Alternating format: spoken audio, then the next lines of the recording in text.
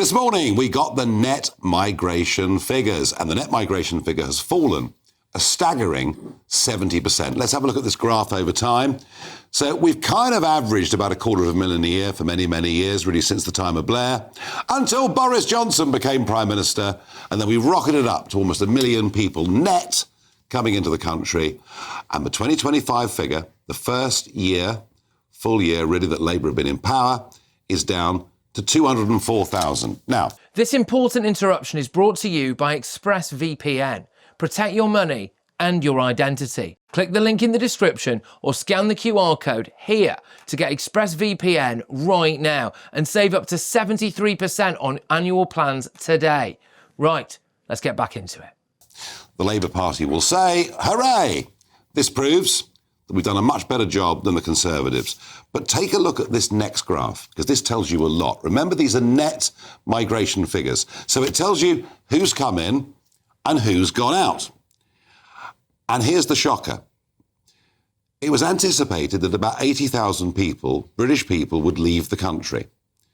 But in fact, the number was 250,000. So had the expected figure been there, then the net migration figure would have been over 350,000. So on the face of it, the figures are fantastic. You drill down and you find out still a lot of skilled people are leaving Britain to be replaced by a lot of unskilled people from the rest of the world. At least that's what I thought until I saw this third graph. And this is visas issued during that 1 year period. Only 14% of visas issued were work visas. 45% were dependents and others. And what this tells you is whilst the net migration figure is down, it's down because immigration of Brits is much, much higher than anybody anticipated. And of those that are coming, very, very few are working, which means net migration is making us poorer. That's my belief. Tell me, am I right? Am I wrong? Is this good news? Let me know, farage@gbnews.com. I'm joined in the studio by Mehmet, Chairman of Migration Watch, by Jeff Hoon, former Labour Defence Secretary, and by Tom Pursglove, former Conservative Immigration Minister. Quite a bit to unpack there. My goodness, yes. And there's even more than that. We've been looking at them all day. Look, two things I'll say first. Yes, of course this is welcome. You know, we've got to get net migration down, and that's happened.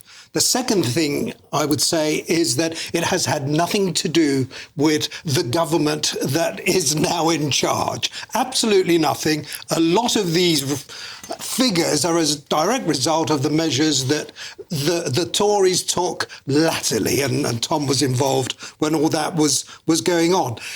These figures are still transformational. They really are. They're having a huge impact on our society.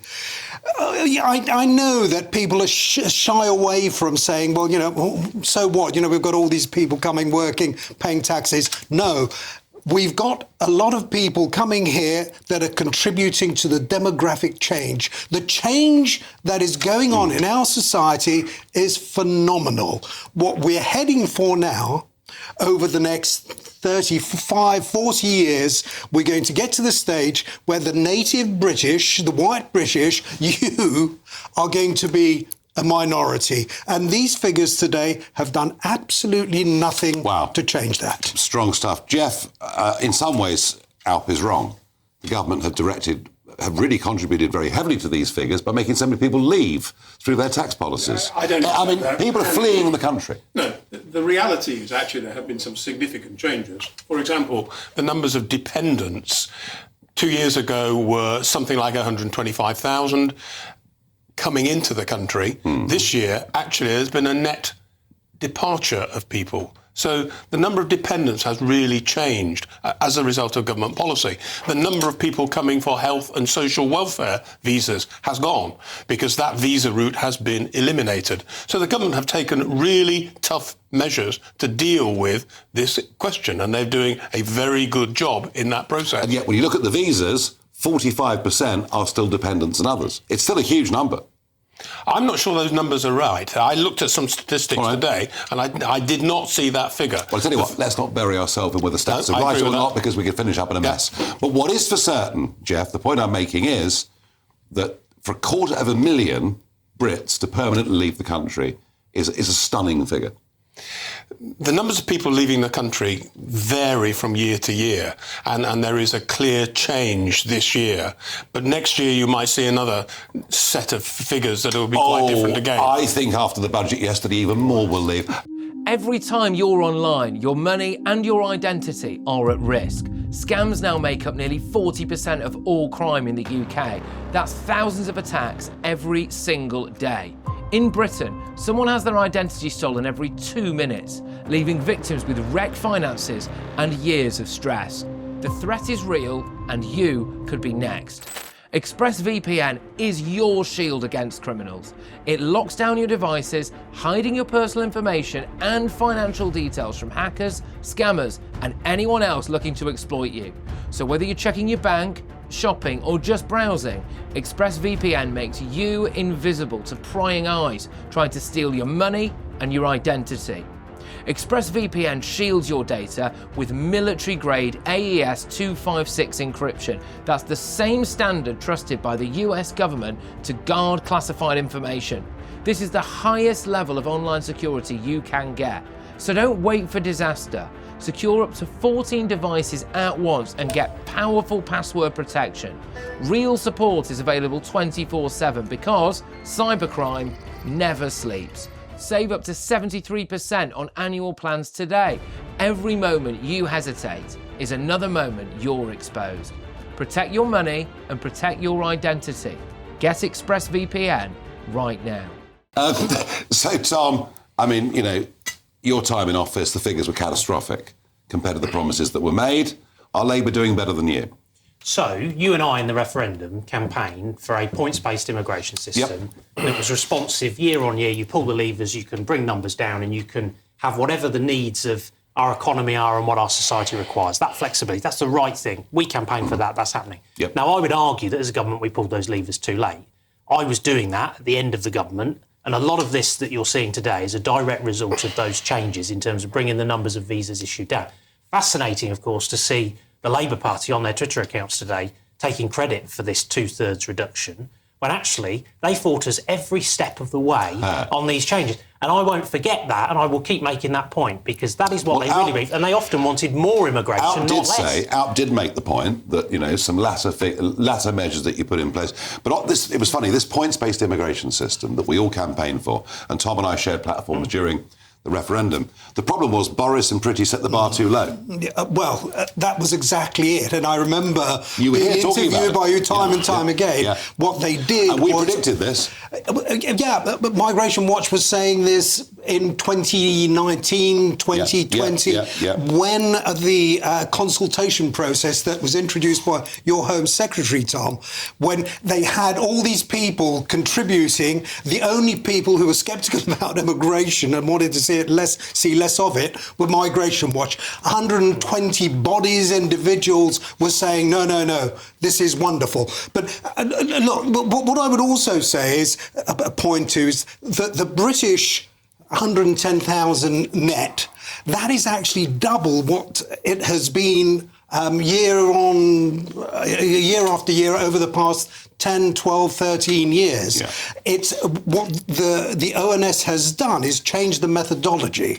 And in fact, we now know that a lot more Brits were leaving than we were being told. And that is significant today. It's been glossed over, but in fact, if it continues, we're going to lose a hell of a lot of young, talented people. We're losing young, talented people, and in the main, getting people with very, very few skills coming in. Jeff, very interesting, in the budget yesterday, we drill into the OBR figures. They're predicting net migration by 2030 to be back up to over 1/3 a year. Just not acceptable, is it? Well, it's only a week since the Home Secretary set out some really tough measures to deal with the pull factor of people but coming to the UK. That was more for illegal immigration, wasn't it? Well, but at the same time, it does have an effect on migration in general. And the reality is we've got to give time for those measures to take effect. And therefore, the present forecast is based on relatively recent history, I accept, but it's not based on the decision that the She's Home going to have to get Secretary those took. measures through the House of Commons. I see no reason why those measures will not go through the House of Commons. The backbenchers are quite rebellious. The government has a very large majority, and having been government chief whip, I promise you, Nigel, this will go through. I think when you were government chief whip, there's a bit more discipline of the Labour Party than maybe there is now. Tom? The thing is, on those changes, like the ILR point, look, I support that. It's the right thing to do. Makes sense. It'll make a difference, but at the margins. If it happens. Unless you're going to have very firm annual caps, which is what I was saying in the election campaign, that was our policy at election, to have firm annual caps to build on the changes that have been made, you are just not going to get these numbers down sufficiently in a way that is acceptable to the British people. And you and I know, and everybody knows, the pressures on our infrastructure. And that is the bit, for example, that the OBR doesn't capture, the pressures on housing, the pressures on schools, the pressures on wider public services. The British public have had enough. You've got to get these numbers down. And the situation on dependence is completely bonkers, which is why I said, for example, that you couldn't bring student dependence, why we really cut down on social care dependence. You've got to go further. It was all too late. And I said that we would need to go further. Because the Boris way was round your necks already, wasn't it? I think that the numbers on the back of COVID had got to very high levels, unacceptably high levels. But we'd also been very generous in response to a number of humanitarian crises, which also added a point of pressure as well. There is some truth. Now is the right time to pull the levers and get it down. There is some truth in that. Final thought out. You know, the OBR figures, nothing's going to change, is it? No, I'm afraid it isn't. And if anything, I think they're more likely to go up. The dependence falling that Jeff referred to, in fact, that's the dependents who are coming in with care workers and MA students doing low-level courses. And nothing will happen now unless the government is serious about introducing the sort of measures which will include a cap, but there's a lot more to be done, and we're working on it at Migration Watch. Talked tough the other day.